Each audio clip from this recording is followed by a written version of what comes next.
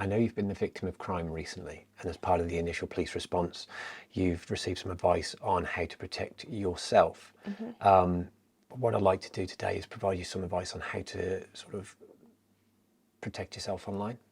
Okay, and what can I do to protect myself online? There's a number of things that you can do for your devices and all of your accounts. And what we'll start with is passwords. Now, don't tell me any of the passwords that you have, and you should never tell anybody what passwords you have. But can you tell me what kind of things you tend to use? I normally pick something like one of the kids' names with a date of birth, or like the dog's name and a house number. Okay. Well, passwords are really very important. We use them to protect our most important accounts, don't we? Like our social media, our banking, and our emails as well. There's a few things that you need to know about passwords. Firstly, the longer and more unusual a password is, the better. Right. And we'll come on to why shortly. Any password you have should be longer than 12 characters long. I won't need to go into the reasons why, but passwords over 12 characters long, it's really important that they all are. You say you use things that are known to you, such as, you know, family members and names and pets. The dog, yeah. The dog. It's really important we don't use those. Okay. Because if somebody's trying to get into your accounts and they know you and they know about your life, that's the first thing they're going to try and use and try and guess. Yeah. Okay, they'll try that. So we need to get away from using anything that's known or linked to you. Right, okay, yeah. And then what we don't want to do is use any of the same passwords on a number of different accounts.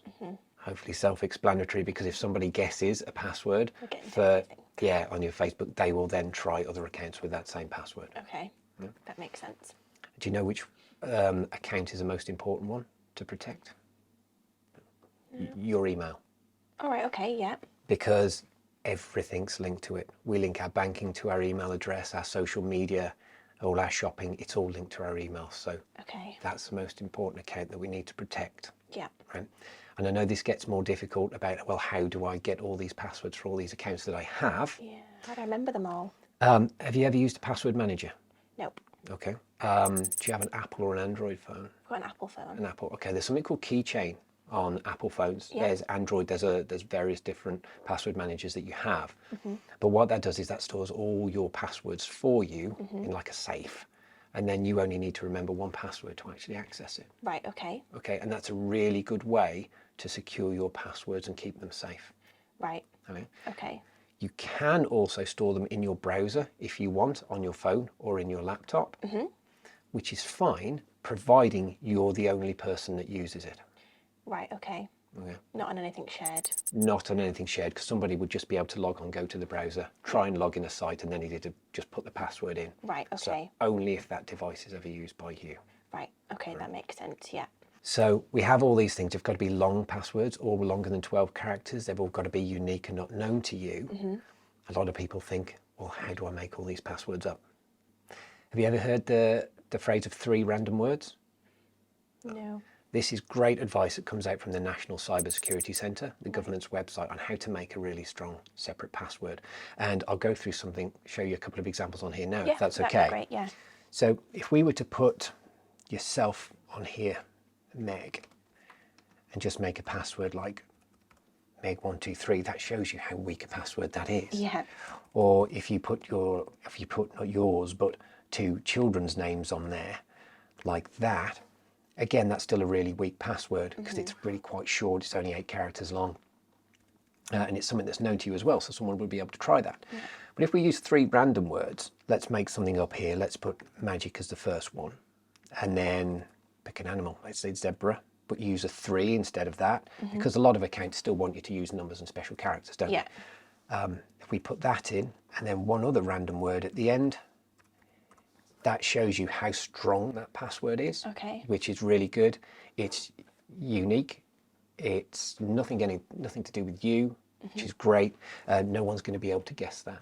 Right, okay. So that's what you want to do with all of your passwords to make them really secure. Right, okay. Okay. I've heard before about 2FA, but I'm not really sure what it is, to be honest. Right. 2FA, two-factor authentication, also known as two-step verification. It's that additional level of protection to all of your accounts. Right. This is what normally it's when you've entered your username and password, and then it needs you to enter a PIN, so they send you a text. Oh, yeah, I have seen that. Okay, with that 6 digits that you then need to enter to get into your account. Yeah, okay. Great additional level of protection. You can use two-step verification on your emails like Gmail or Hotmail, Yeah. and you can apply it across all your social media sites as well, Right. like Facebook, Instagram, and all those things. Right, okay. It's great. It's stronger than any password is just by itself, Yeah. which is good. And it has additional benefits in that it can alert you to any activity on your accounts, and it can also, if you use this on PayPal or your banking, it can stop payments being made that you haven't authorized as well. So it's Right. really good. Okay. What about having updates on my phone? It's constantly saying I need to update apps and stuff. Do I need to worry about anything to do with that? You don't need to worry, but it is really important that you do them. Right. The reason is that out-of-date software and out-of-date apps have got weaknesses in them Right, okay. that are vulnerabilities that can be exploited and make them easier to hack. So if you don't update them, you're running out-of-date software and apps, which can be hacked Right, much okay. easier. Yeah. The good thing about updating them is you don't have to do it yourself. You can set your devices to update that software and update those apps automatically, so you don't have to worry about it. Right, okay. Important thing is, though, if you do get a notification to do something, is to make sure you update it. Right. And I know some people don't like it changing because it changes the way it Yeah, operates can- sometimes. Looks different sometimes too, which It does. I don't really like. We don't really like, but it's really important that we do because it makes sure that you're using the most up-to-date, securest software and apps on your devices. Right. Okay. What about people like seeing my location and stuff like that? Do I need to do anything to stop this? Yeah, you'd be surprised at the number of apps that track your location and can see what you're doing. Firstly would be to review the privacy settings on all your social media apps and consider who can see your posts and who can see your pages and what you're doing. The good thing is that all major social media platforms now, they offer something like a privacy checkup, Oh, right, okay. which is really good. So if you go into your settings on your social media, whatever apps that you have, and go into their privacy section, you'll be able to do this privacy checkup and just run through that to make sure it's all as secure as it needs to be. Right. Okay. That makes sense, yeah.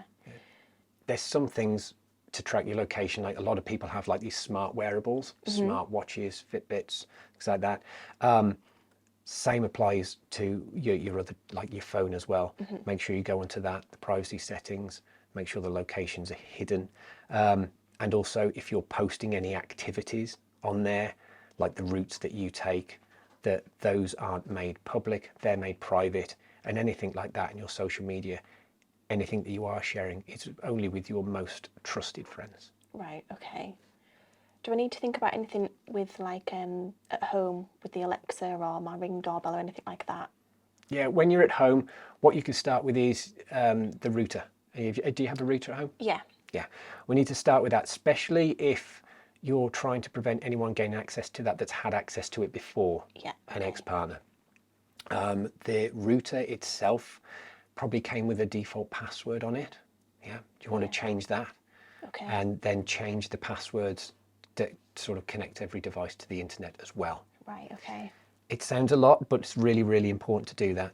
So nobody can get access to that. So you've got to review your like smart cams, doorbells, speakers, nanny cams, smart locks, and secure those accounts with those good, long, strong, unique passwords and two-step verification as well. Right.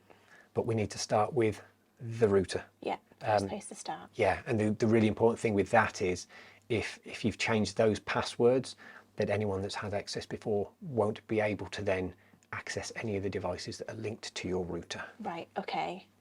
Do you need to do anything with the little air tags that I put in like in the children's bags when they go to school? Anything like that? Air tags and Bluetooth trackers are Yeah. great for that reason, so you know where your children are. Yeah. Really, really useful. And a lot of people put them on their house keys or car keys or in their luggage when they go on holiday, so they Yeah. can track it, and if it gets lost, they know where it is.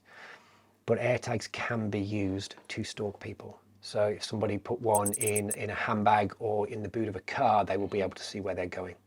Right. Two things to be wary of. If you were to physically find one of these AirTags or Bluetooth trackers, Yeah. firstly would be not to touch it, because the police would want to be able to sees that, look into it, and they'll find out who it belongs to. Right, okay. Or if you got an alert on your phone Yeah. that said there was an AirTag or a Bluetooth tracker moving with you, on either of those occasions, we recommend is that you call the police straight away, Yeah. and then they will be able to meet you either at home or a safe place of your choosing, Yeah. and then they'll be able to advise you further on from there. Right. Don't throw it in the bin. Don't throw it in the bin, no. Right. I did get given a tablet for Christmas from my ex. Do I need to be doing anything with that? Well, like your own devices as well, but if it's come from your ex, is to be very cautious with that. Go through, review the privacy settings. Again, look at what apps are on there, what's been installed on that device. Remove any apps that you don't use, remove any apps that you haven't installed yourself. Yeah. Okay. Obviously, for absolute peace of mind, if you didn't, it wouldn't be to use that at all. Right, okay. But that's devices for you. Has he ever given anything to the children? Yeah. Okay. Is these AirTags, these little Bluetooth trackers, they're tiny. They're sometimes the size of a 50p piece, and they can be concealed anywhere. So if he's given any gifts, like a small teddy bear, or where one of these trackers could easily be hidden to then follow around where you're going that way, just to be very cautious and wary about where those little things could be hidden. Okay. All right. Yeah, that's fine. I do feel a lot better, obviously, since you've been round, so thanks for coming round. It's really been very useful. Good. No problem at all. Did you want to run through some of those passwords and like have a look through the privacy settings of how to do that'd be things? great. Yeah, thank you. Okay, great. We'll do that now.